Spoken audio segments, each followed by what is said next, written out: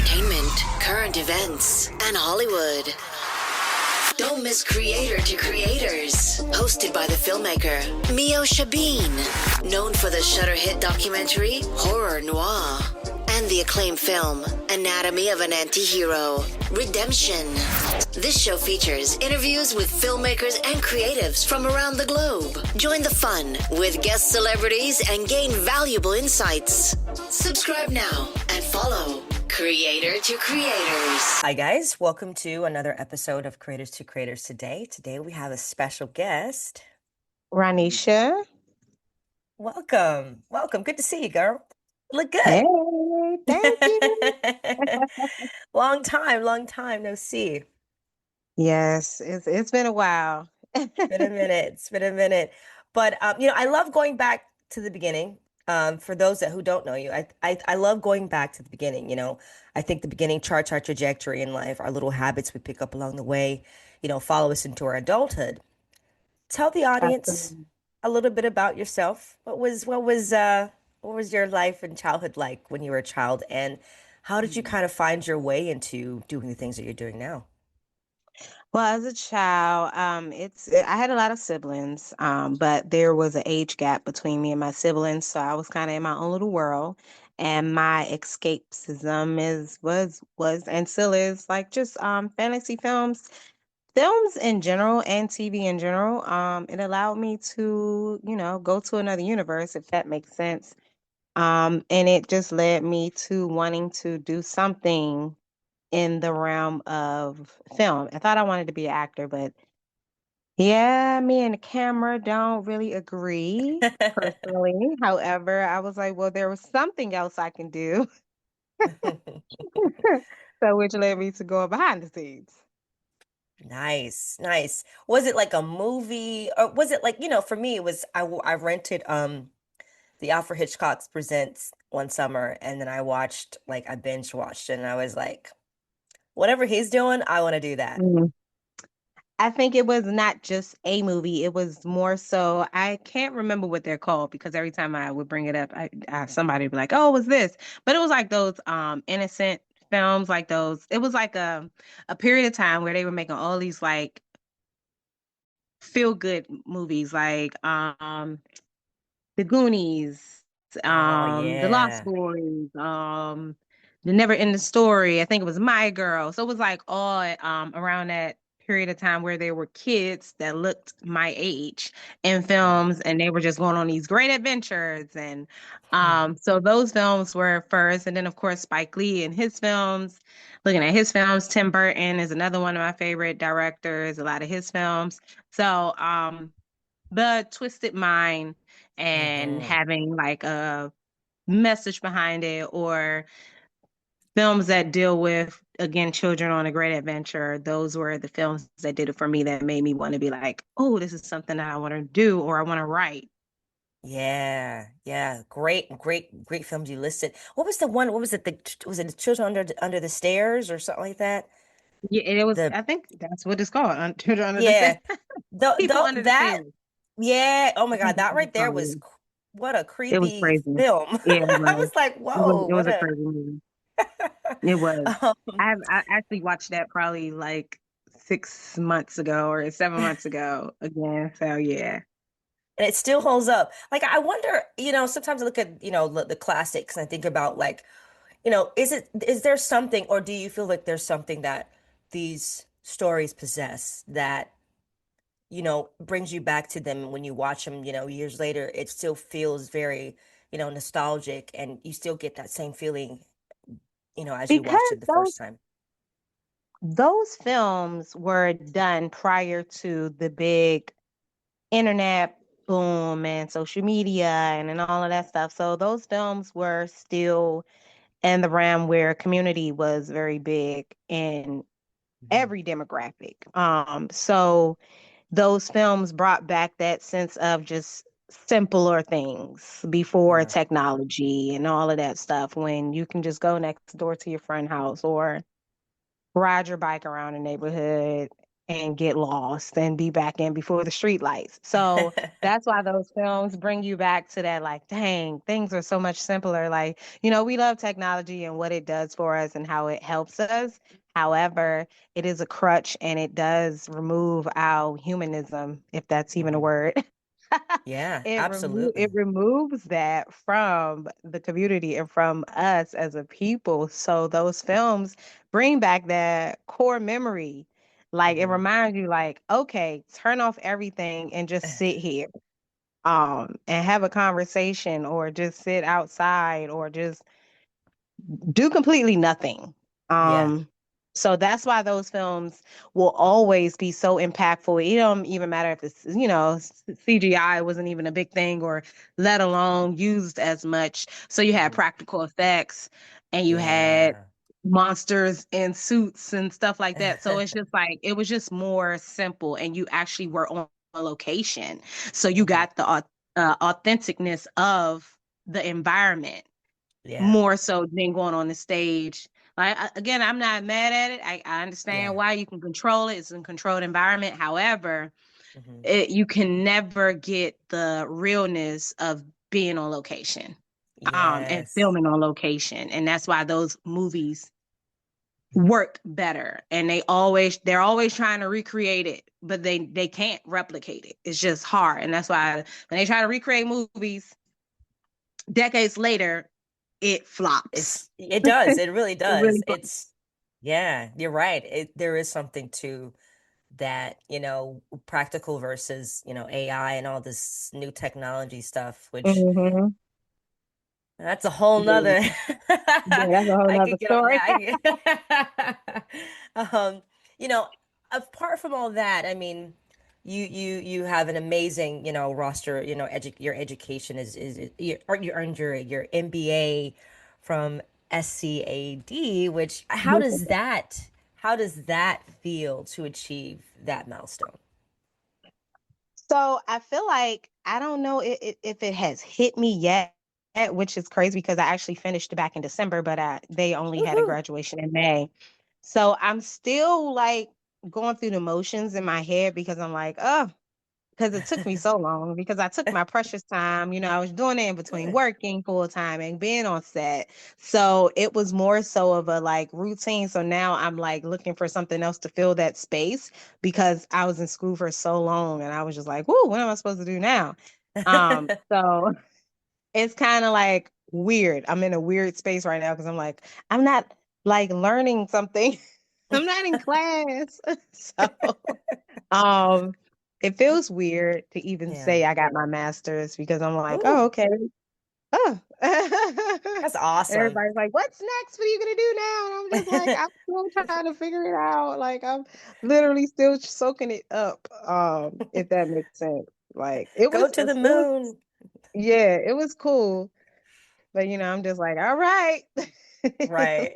That's awesome. That's awesome. Yeah, because like you could, and I'm curious how, which is great because you can combine your business education with your filmmaking experience. Mhm. Um, I mean, both of that, right? Because I mean, I think people kind of forget that film is a business, and it's good to know that side of it too, because people make movies all the time and getting their movies taken away. People are stealing their rights. They don't have any LLCs. No one knows anything about that. I mean, how that's super beneficial, I would say, for filmmakers today to know that stuff. Oh, absolutely. So that's not, I mean, I love being creative. I love more so writing on the being, as far as that creativity. Why I became a producer. Because I thrive more, and I am a little bit more logical and technical than creative. Hmm. More like, I live in a creative world, but I think since I kind of like turned it off to become a producer, I've Hmm. became more business minded, and it just makes more sense for me. Whereas like I can be empathetic and sympathetic for my creative friends or whoever I collaborate with, because I know what the creative side looks like, so I can play on both sides. And I think it makes me a better producer to be understanding of that Hmm. process also. Yeah. So, but knowing the other side, the business side, is going to help my creative friends ultimately, Yes. because I'm like, all right, well, this is what it got to be. And just being able to like turn that side off and be like, I got to, in order to get this done or get this money, this is what we have to do. And then we Right. can funnel it into our fun projects. Right. Right. So, Exactly. yeah. Yeah. So important. Yeah, a lot of people look at, what we do is like, oh, you guys are just having fun. Like, yeah, it's fun, but it's a lot of work. It's it's It's a it's like lot of work. sleepless hours. I went to bed at like four this morning, and we're here, but people don't see that other Yeah. side of, the business. But They could possibly understand it. It's just like, I had been in a little like I haven't been on set in almost 2 years, probably like a year and a half. Like when I like finished in December, that was the yeah. last set, my documentary. That was the last set I was on. And now I'm like revving back up now. Hmm. And I'm just like, whew, okay. I haven't got back on set yet, but I've been in meetings and Yeah. talking and I'm like, whew, I'm trying to like, get my juices back flowing. Cause like it's been a while since I've been in production meetings and talking about. So it's just like it's a little, I'm like, oh, dusting off the dusting myself off because I'm like, ooh, I'm a little rusty right now. I got to get myself back together. But I have another meeting later on today, and I think I got a meeting on Monday. Oh my Like it's gosh. like I had 2 meetings on Monday, one meeting today for a writer's team today to join Wow. a writing team for a series. And then I Wow. have a meeting for a vertical on Monday and another meeting for a short film on Monday. Oh my God. It's just like piling up. I love it. And I'm not mad at it. And then I have another potential meeting for another vertical series. So I'm just like, now I'm like, I was like, oh, just praying, like, oh, it's stuff just start flowing my way. And it was like, Right? open the floodgates then. I'm like, wait, okay. So I have to, prep my mind for each Yes. individual project. A lot of them is just, only one of them is actually like, we're in pre-production. Like we're going to be filming in the Yeah. next couple of weeks. The rest of them is like Wow. development. Okay. That's awesome. That's So awesome. You got it. yeah, Easy. You're gonna be like yeah. back in Let's there. just put it in my little calendar. I love that. You first met Sandria and Emily while serving as the first assistant director at the game that children's play. What do you Yes, remember most about um, that project? we were so ambitious. we I was fresh out of undergraduate school. I was Wow. just moving to ATL from Maryland. Literally, I was so green, did not know a doggone thing. I'm telling you right, I didn't know a thing. Like, you think you know something, but you in school, like you ain't really touched the grass until you touch the grass. I just know it was the most learning experience I ever endured. Well, I mean, not say ever, but it was one of a very good, like, is this what you really want to do? Yeah. That was one of the determining factors. Like, this what you want to do. And we learned a lot about Hmm. ourselves, about production, about filming, because God knows I love Chandrea. I've been knowing Chandrea since I've moved here since 2012. And I'm Yeah. like, neither one of us knew what we were doing, but that's the best way to learn. She just fell into it. She like, I will fall into it. Like, Love I it. don't think Chandrea had even did a short film prior to that. She was trying to film a feature film as her first film. I was like, oh my God. But you don't know it until you don't know that that's not, there's no such thing as not supposed to and supposed to do. You Yeah. just do what you Yeah. can do. You do what you think you know how Yes. to do. Like you don't, since you don't, but it's actually a good thing in that, honestly. Like it was like an innocence because we didn't know, Yeah. so we didn't know if we was making mistakes or not, but we didn't know, but it was just like we just kept pushing forward. But now Yeah. that we know, and like there's certain steps that you probably should put in place, it kind of it kind of blocks you from doing it because it's like, okay, Hmm. well, I don't have this, I don't have that. But we didn't know what we didn't have because we were Yeah, just like, oh, well, we need this. Okay, well, let's go figure it out. I But now love that we that. know, it's like, well, we need to take our time. Absolutely. we I were don't know. we were so great. I love it though. I love it. And look what you guys created now and where you are now, with with Buddy Peach and all the things and how far you come. I always say it's what is this? What do you say? When it comes to making projects, it's just people say just start. And that's what it is. It takes, that crazy ambitious tenacity of like, all right, let's Yeah, whatever, let's go for it. Let's throw paint on the wall, see what yeah. we come up with. I mean, it was crazy. I mean, we worked on that film. I don't know, maybe 2, 3 years. What? Like, we didn't Wow. know it. So, I mean, we probably filmed at least 3 versions of it. Like, we worked on that film a long time. Like, it was just so many things that went on that set. But I met some amazing people from that project. Like, um, I think one of our stars, he's a full-time actor now. Nice.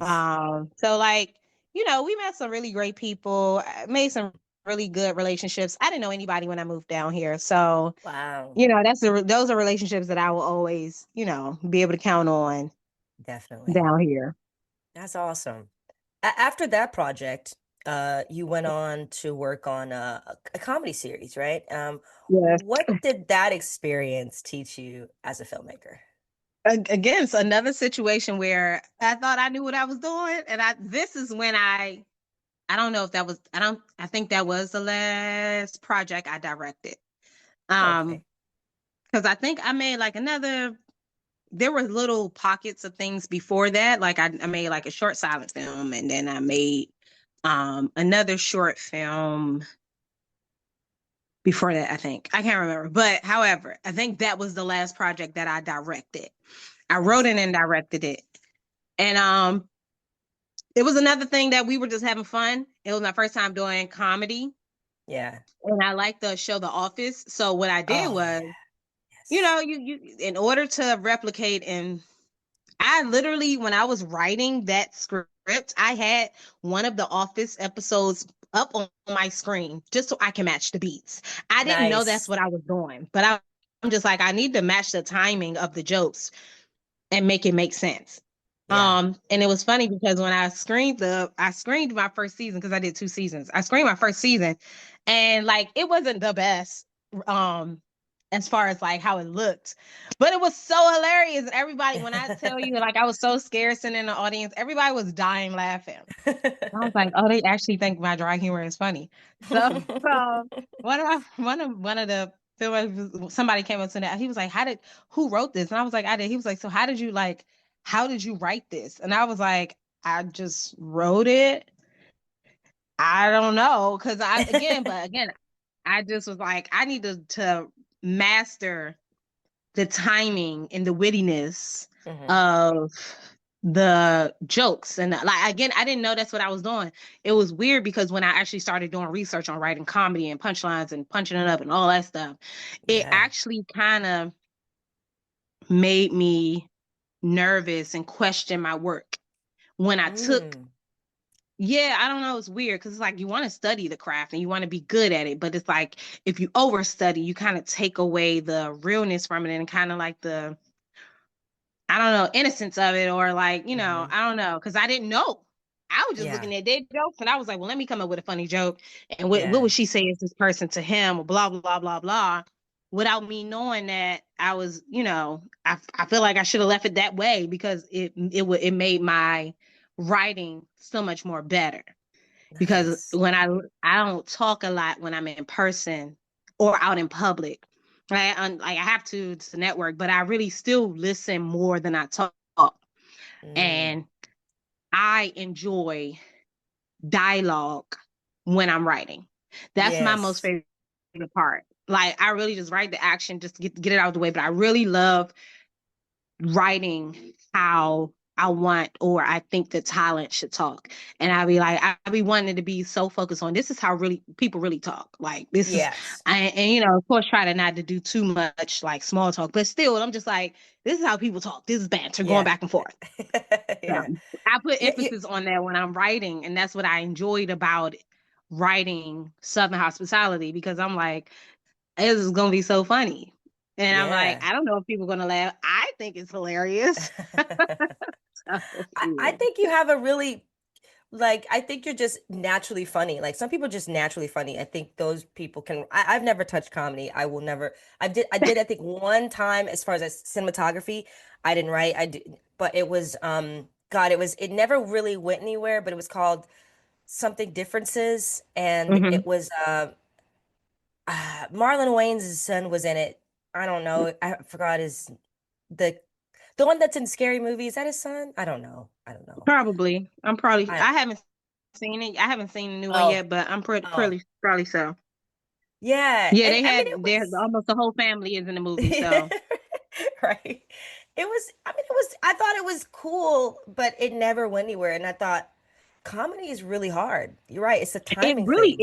is. It's not as easy because you're like, oh well, you would think comedy is easy. Actually, I think they say horror is easier, and it makes them more money too because everybody likes to be scared for some reason. But I'm like, comedy is not easy. It's Yeah, it literally not. isn't. Like, it's not an easy thing to write. And I I learned that when I started researching. And I was just like, yeah. it removed the fun out of it.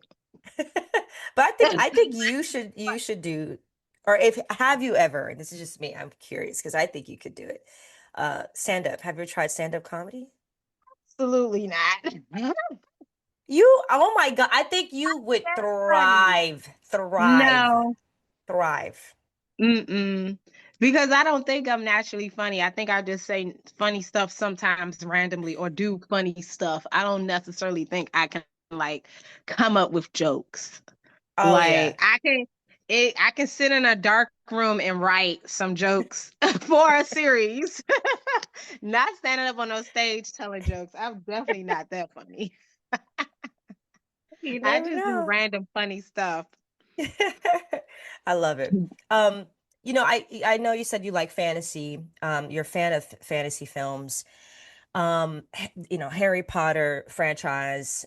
What do you love most about fantasy storytelling? Oh, probably I don't know if it's just a dang, I don't know because it's funny when I turn on my TV, if there's not something that I'm not binging already, and I look for that category to see something that I haven't seen.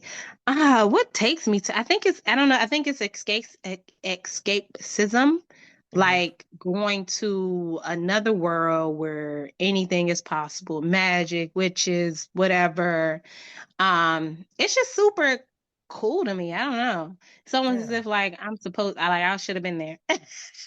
Right. I should have been Narnia. there. I would have did this. Yes. Yeah, I don't know. Fantasy has always like been one of my favorite genres for some reason since I was a little girl.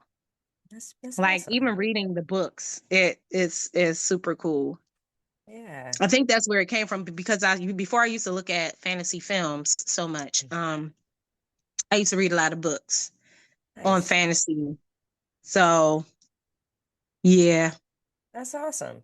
Yeah, I've never been in like I never really got into fantasy like watching fantasy films like that. I think that I did watch Harry Potter and that's about it as far as like Mhm. fantasy. I don't know. But I think it's quite interesting. I think it's just like I look at like comedy. I think it's really hard to do fantasy as well. Let me I tell don't you, touch fantasy at all. it's not for the weak. It's world building. So it's more so Mm, world building. Even when I did a small short film called Two Bad Twitches, and had created, I just had a little bit of magic in there. I didn't have to do too much world building. It was comedy and fantasy combined. And it was okay. just really it was easier because it wasn't that easy because it wasn't that cheap to even with that little bit of like I did a magic shop and just Oh getting the wow. props for the magic shop. I was just like, girl. So it gave you a little tiny glimpse into what if you wanted to do this. Because I was like, maybe I just write the scripts and sell them. Because you have to, like, I think I had a book when I got a book a while ago. It was a lot. It was like so much. It was so much going on in that book, but Wow. basically showing you how to world build. Because you got to Okay. create. You ultimately have to create their world because it's not a real Yeah. world. Yeah. But still with a little bit of reality mixed in it, so it's not, but still you're creating a world. Just all the Yeah. series that, and it costs you've heard how much those episodes of Game of Thrones were. Ooh, One episode through, like, and I don't even know if that's the real number, like $3 million for one episode. They that's were crazy. filming in two different continents, countries at the same time. I mean, the clothes, like the detail, that fantasy is not nothing cheap to play with. So that No. ain't something that I could see myself like doing by myself. Yeah. That's something that, here's your script, you want me to write for you, or okay, you give me the budget. But fantasy is not cheap at all. Um, Yeah.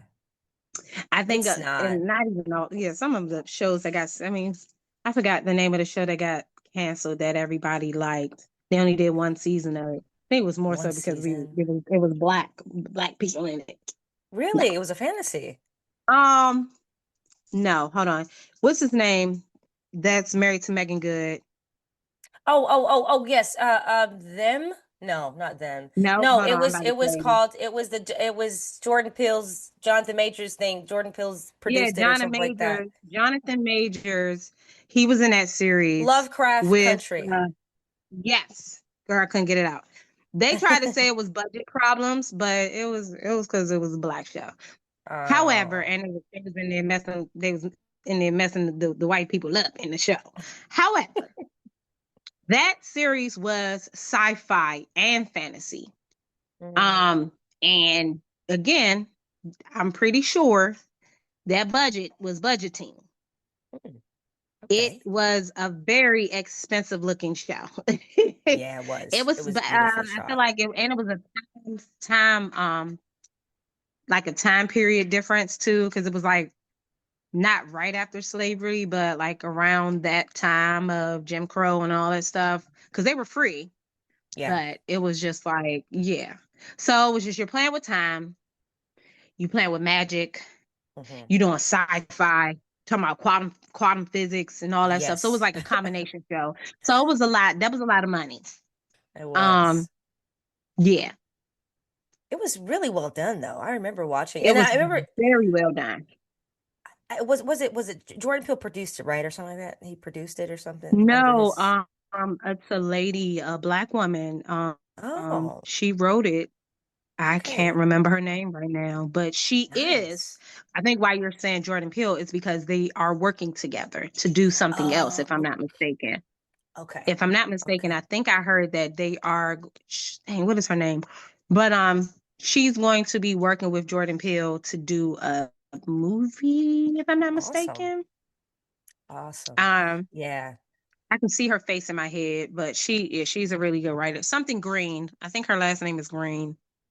Oh, I But think I know yeah. you're talking about. Yes, I think I know you're talking about. But yeah, I mean, I remember watching it. And I was like, it made me want to like look about like, oh, the it was based off a guy, Lovecraft, and I looked Mhm. up who that guy was. I was like, oh my God, I never knew Yeah, anything the like book. So this. I think it was based off a book. I think the series is based off a book, a real book. Yes. Um, and she just made that series. Is her name Meosha Green? Misha Green. Okay, Yeah. yes. Misha Green, you're Hmm. right. Yeah, Hmm. good. That's awesome. That's awesome. Yeah, Yeah. it was unfortunate. Do you feel like, and that's a question, and I'm curious, do you feel like that's okay, a lot of people really want to get into this business of film and want to, play the big leagues.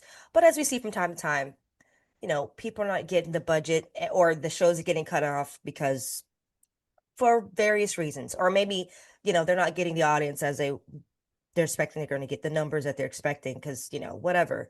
Um, why do you think that people still, people say, well, you got to break down the door when they could just create their own door? Uh, so because it's still that kind of like inner childhood voice saying they think that Hollywood is it. I mean, I have Mm, it too. You right? You want the recognition, you want the awards. Like you may say you don't care, but if you get it, you like, oh, I made it. You think you're making it. However, we yeah. already know that all the people that even got awards, some of them still struggling. So the award don't mean Yes. nothing. But it's just Right. like you think that is your made it moment.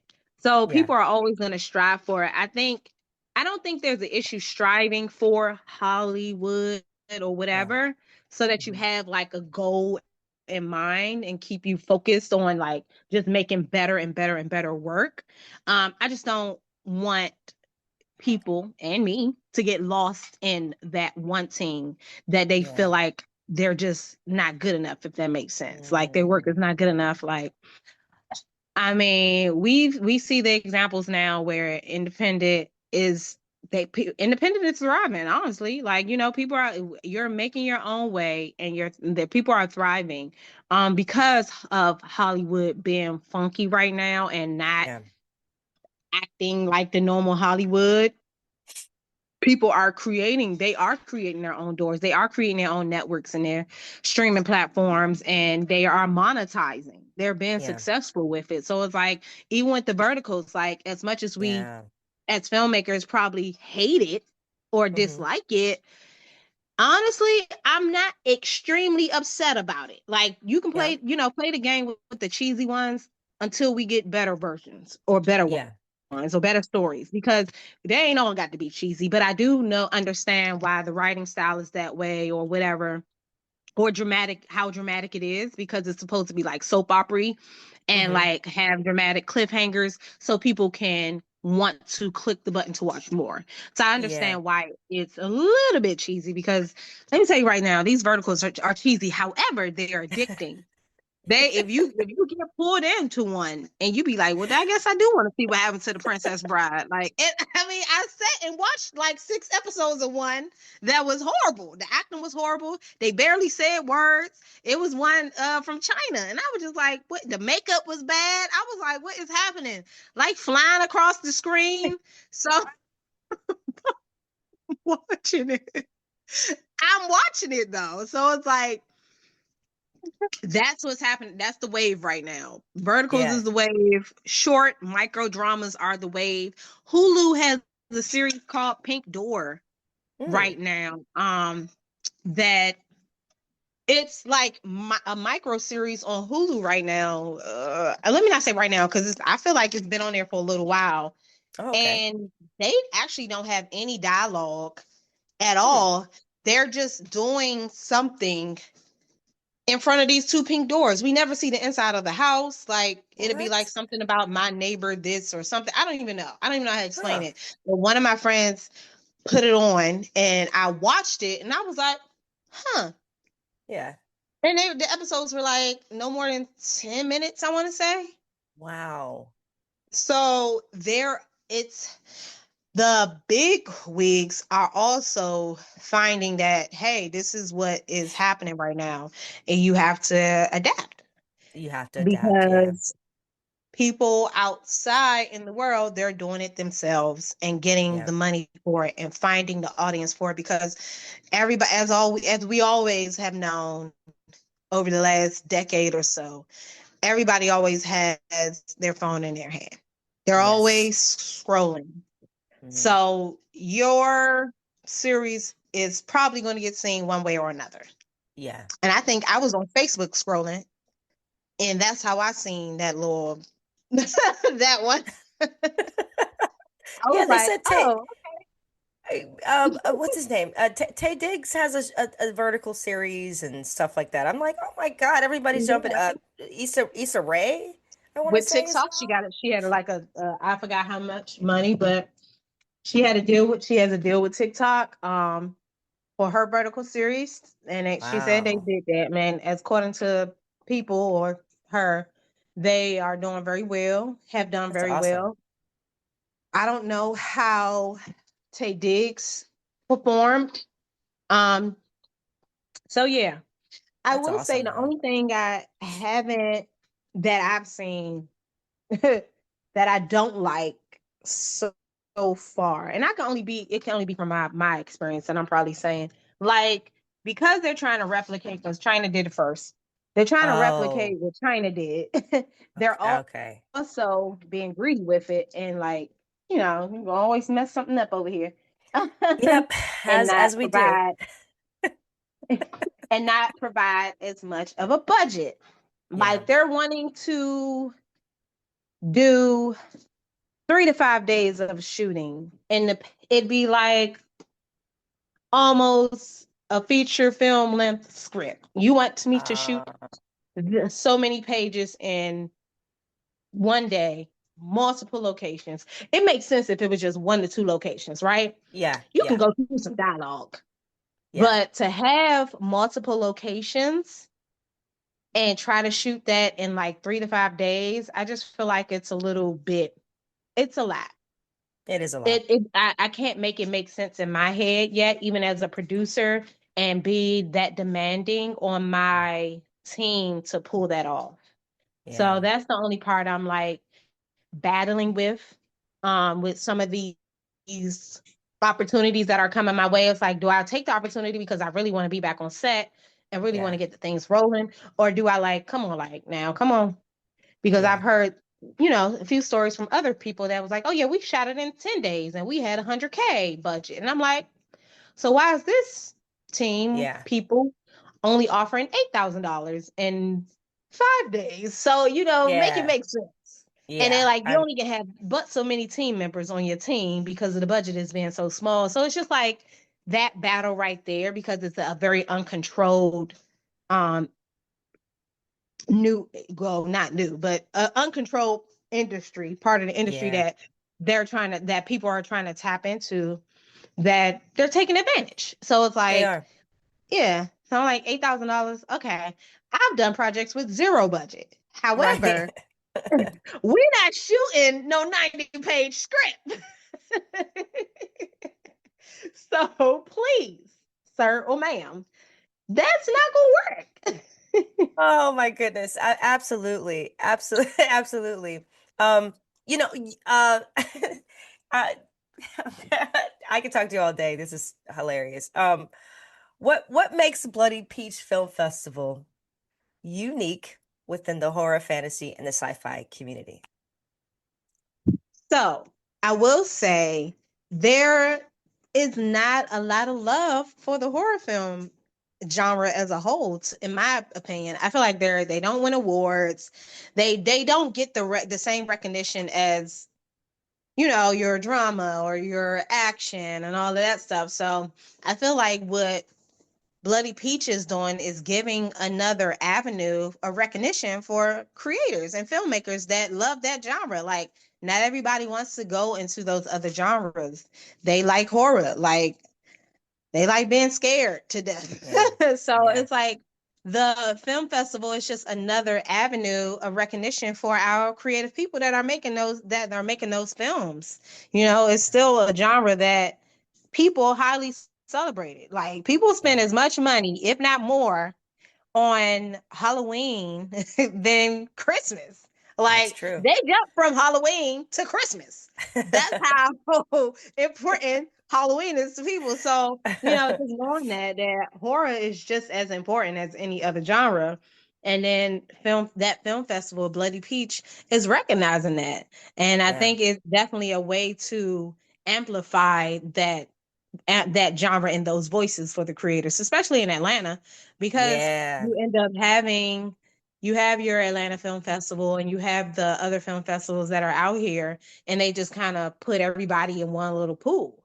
But it's not fair because a lot of horror films don't get selected at these film festivals because it's just not normal for them to really have it at their film festivals. They're Yeah. picking dramas more so. So it's just like, seeing where there's a gap in the hole at, and Yeah. that's what Bloody Peach is filling. They're filling in that hole. That's awesome. What's been the most like rewarding part of helping build this organization?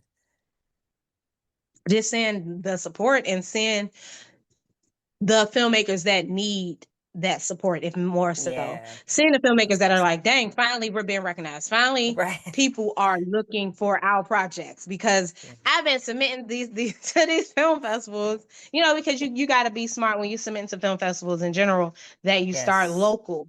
And if you don't have a film festival that's in your local area that's dedicated to your genre, you kind of in competition with everybody. That's So true. I feel like that's the most important part when building this film festival, is focusing on the gap, and then seeing that there are filmmakers that's like, dang, finally we're being recognized.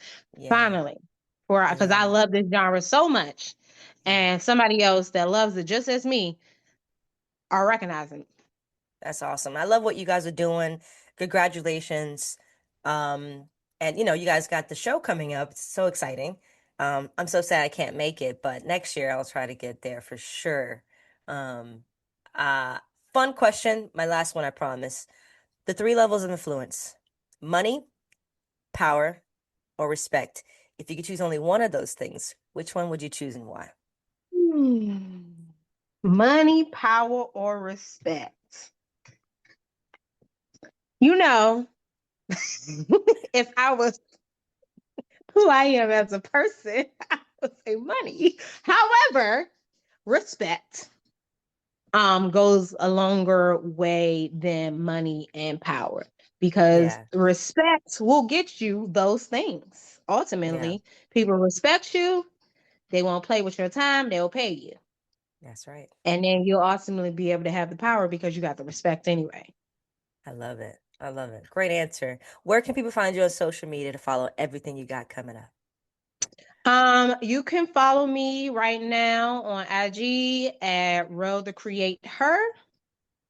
And I will be updating that's the only time I'm on social media, is when I'm like on set or I'm doing something anyway. If I'm traveling, I'm posting. If I'm on set, I'm posting. So you'll definitely Love see the updates coming through there. it.